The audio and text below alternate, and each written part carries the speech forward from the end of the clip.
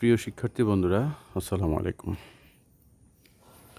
আজকে একটা সহজ এবং গুরুত্বপূর্ণ কম্বিনেশনীয় ইংরেজি সেকেন্ড পেপারের অর্থাৎ ইংরেজি বইয়ের কিছু ওয়ার্ড নিয়ে কথা বলবো, যাদের উচ্চারণ ব্রিটিশ এবং আমেরিকান ল্যাঙ্গুয়েজে ভিন্ন ভিন্ন হয়ে থাকে। যেমন আইদার এবং ইদার, EITHER। আইদার হচ্ছে ব্রিটিশ উচ্চারণ, ইদার হচ্ছে আমেরিকান উচ্চারণ। যেমন ধরো একটা example, I will either have this or that,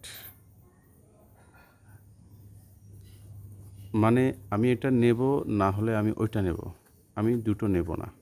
তার মানে বোঝা গেল আইদার দুটোর যে কোনো একটা অপশন বোঝাতে ব্যবহার হয়, দুটোর যে কোনো একটা অপশন। যেমন মিসাইল এবং মিশেল। মিসাইল হচ্ছে ব্রিটিশ প্রনাউন্সিয়েশন, মিশেল হচ্ছে আমেরিকান প্রনাউন্সিয়েশন। তার মানে দুটো প্রনাউন্সিয়েশনে আমাদের বাংলাদেশের এডুকেশন কারিকুলামে সঠিক, যদিও আমরা ব্রিটিশ কারিকুলাম ফলো করি, কিন্তু এখন দুটোই চলে।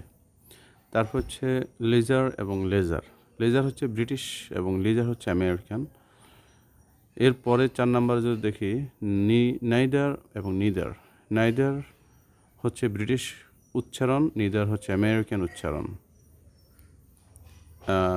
For example, I will neither have this নর দ্যাট, মানে আমি এটাও নেব না, ওইটাও নেব না। তাহলে নিদার মানে হচ্ছে আমি এটা ওটা কোনোটাই নেব না, আইদার মানে হচ্ছে আমি দুইটার যে কোনো একটা নেব। সেক্ষেত্রে আমরা এটা ব্যবহার করব। তারপর হচ্ছে ফেব্রুয়ারি এবং ফেব্রুয়ারি, অর্থাৎ ফেব্রুয়ারি হচ্ছে ব্রিটিশ উচ্চারণ, ফেব্রুয়ারি হচ্ছে আমেরিকান উচ্চারণ। সেমি বা সেমাই, তো দুটোই কারেক্ট। সেমি হচ্ছে ব্রিটিশ উচ্চারণ, সেমাই হচ্ছে আমেরিকান উচ্চারণ। It's semi circle British, it's semai circle, circle American. তো আমাদের বাংলাদেশে এই উচ্চারণটা নিয়ে একটু কনফিউশন তৈরি হয়, কেউ বলে শিডিউল, কিন্তু আসলে এটার উচ্চারণটা হচ্ছে সেজুয়াল, আমেরিকান উচ্চারণ হচ্ছে স্কেজুয়াল। যেমন সেজুয়াল হচ্ছে ব্রিটিশ এবং স্কেজুয়াল হচ্ছে আমেরিকান। তো সেক্ষেত্রে আপনারা যে অ্যাকসেন্ট ইউজ করছেন সেটা অনুযায়ী ব্যবহার করতে পারেন, দুটোই কারেক্ট।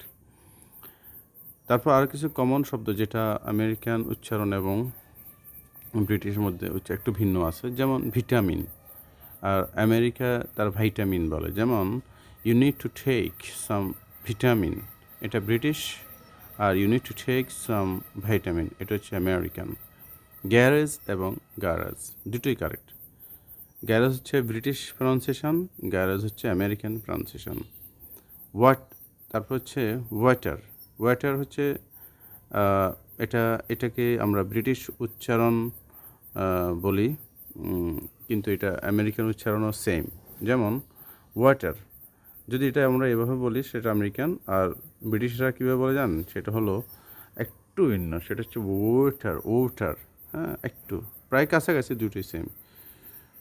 তো সুতরাং আপনি যখন ব্রিটিশ অ্যাকসেন্ট অনুসরণ করতে যাচ্ছেন তখন এটাকে ওয়াটার এভাবে বলবেন, আর যখন আমেরিকান উচ্চারণ প্রনাউন্সিয়েশন আপনি ফলো করবেন সেক্ষেত্রে ওয়াটার অ্যাকসেন্ট হয়ে যায়। সুতরাং পার্থক্যটা হচ্ছে অবশ্যই সবগুলো ওয়ার্ডের স্পেলিং সমান, কিন্তু প্রনাউন্সিয়েশন পার্থক্য আছে। পার্থক্য একটা হচ্ছে ওয়াটার আর একটা হচ্ছে ওয়াটার।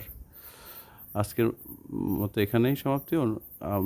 সামনে আরেকটু ভিন্ন কিছু নিয়ে আসবো। চাইলে এই লেখাগুলো আপনারা স্ক্রিনশট নিয়ে খাতায় উঠে রাখতে পারেন। ধন্যবাদ।